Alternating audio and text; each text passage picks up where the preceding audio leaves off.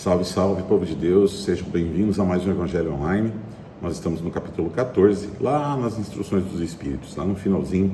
Hoje nós vamos falar da ingratidão dos filhos. Uma mensagem de Santo Agostinho, que ele deixou para a gente, tem um monte de explicação bem legal, bem importante, para a gente compreender um pouquinho mais esse universo, ok? Ele começa dizendo para nós assim, que a ingratidão é um dos frutos mais imediatos do egoísmo, e revolta sempre os corações virtuosos. E que quando nós deixamos nossa vida aqui no corpo físico e nós voltamos para o mundo espiritual, nós não nos transformamos em anjos, né? Ele diz ali para nós, levam consigo as paixões e virtudes inerentes da sua natureza, leva tudo que você tem, tudo como você é.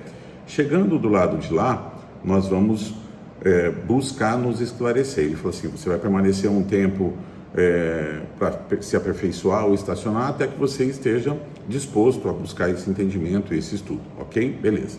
E aí, a partir do momento que a gente começa a estudar, que a gente começa a se dedicar para compreender as coisas do mundo invisível, né, digamos assim, nós vamos compreender que a gente só consegue caminhar na direção de Deus através da caridade, mais que a caridade sem esquecimento das ofensas e das injúrias não é possível. Não há caridade com ódio no coração. Então, nós precisamos ter esse entendimento que nós precisamos nos livrar desses sentimentos que são ruins, ok?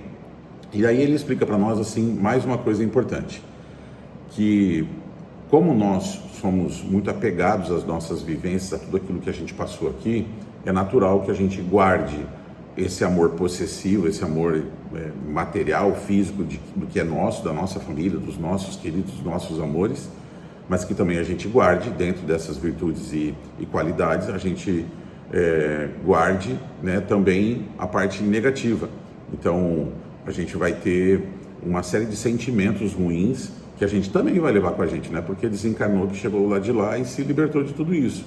E que esses sentimentos ruins nos revoltam, né, para a ideia de perdão, a ideia de renunciar a si mesmo, né, de amar aqueles que fizeram mal para a gente, e tudo isso, né, por causa da honra, da família, etc, etc. Então, tudo isso está muito forte dentro da gente e a gente não consegue pensar na possibilidade desse perdão, de qualquer coisa nesse sentido.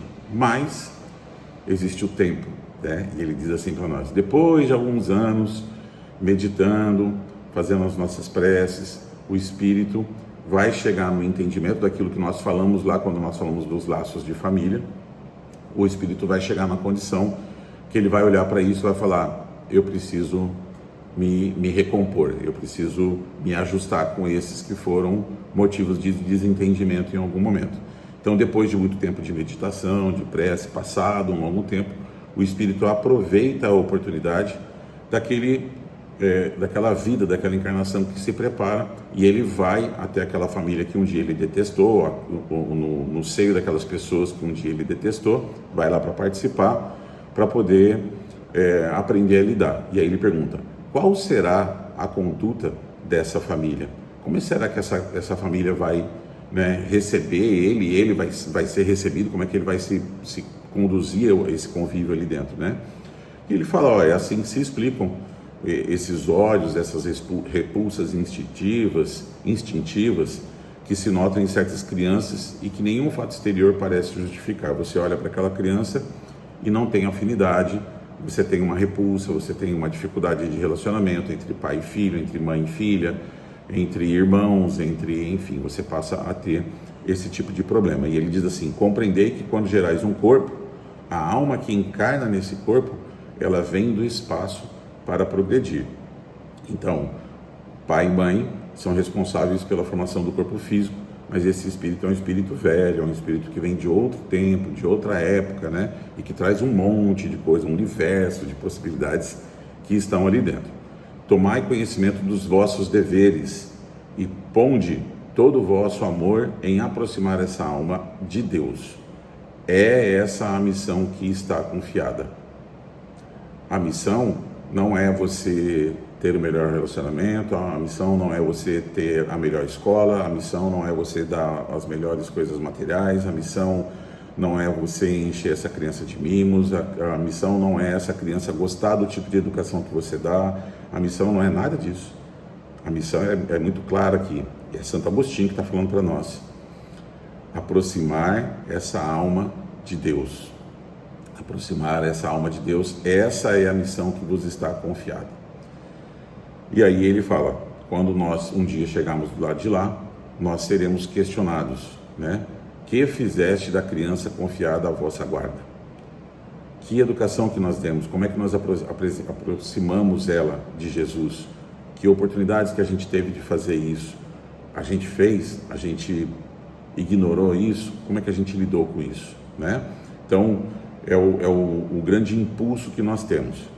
E aí ele fala assim, que nós não devemos recusar, né, aquele filho difícil, aquela dificuldade, às vezes, do filho que está ainda no berço, repele, aquele filho que tem uma dificuldade de relacionamento muito grande, que tudo isso faz parte de um processo de educação dos dois lados, né? E que nós precisamos desenvolver esse bem-querer, esse cuidado. Até no outro evangelho, ele fala, olha, a criança é colocada pequenininha, frágil no seu colo, necessitada desses cuidados, justamente para que você possa desenvolver essa amorosidade, né? Ele fala isso.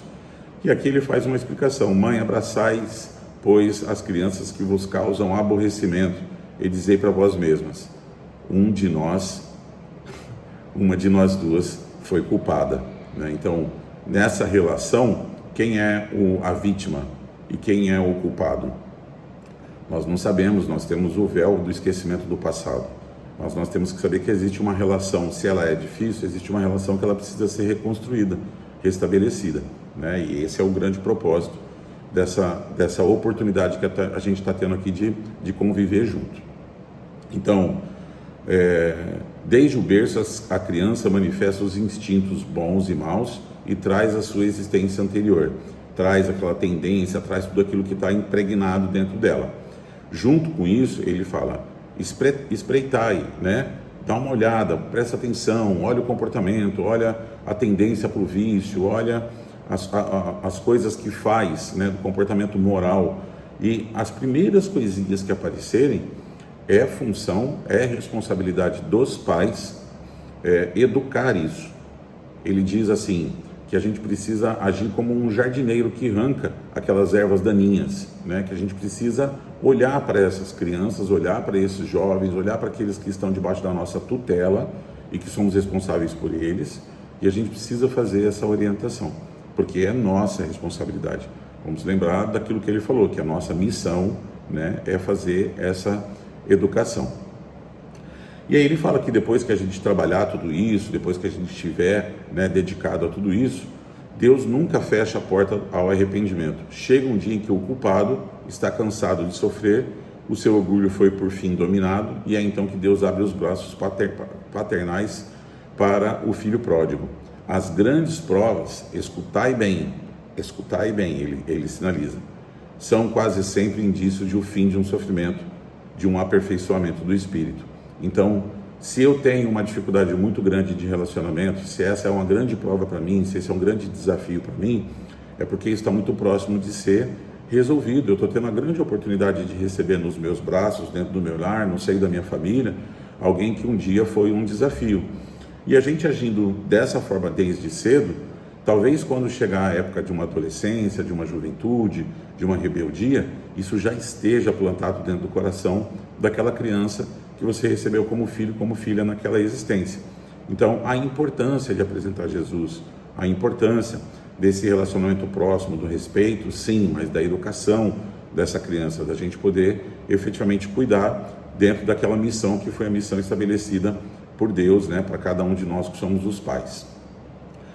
E aí o que ele fala assim para nós, e o que há de mais consolador de tudo isso, é a gente saber, a gente ter esse pensamento que só depende de nós, do nosso próprio esforço.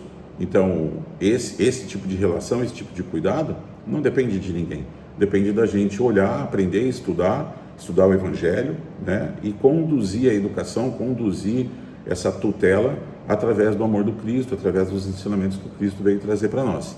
Mas, para isso, é necessário não reter o olhar na terra e não ver apenas uma existência. É necessário elevar para o infinito do passado e do futuro.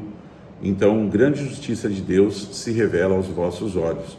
aquilo que estava inexplicável, aquilo que eu não conseguia entender, o motivo daquela relação difícil, se explica através desse infinito do passado, né, e do futuro, né, desse olhar, né, gigante, desse cuidado, dessa justiça divina sobre as nossas vidas, sobre as nossas relações, sobre cada um de nós. E aí, por fim, só para finalizar, né, o nosso evangelho de hoje, estamos quase aqui no tempinho, só para finalizar, ele diz assim: os espíritos cuja similitude de gostos, ou seja, nós gostamos das mesmas coisas, identidade de progresso moral, a mesma moralidade, nós estamos na mesma sala de aula, não tem ninguém que está no terceiro ano e alguém que está no primeiro ano, nós estamos na mesma sala de aula, né? E de afeição, levam a reunir as nossas famílias, mas, como não deve trabalhar somente para si mesmos, Deus permite que espíritos menos adiantados venham encarnar-se entre eles, a fim de aurirem conselhos e bons exemplos no interesse do seu próprio progresso.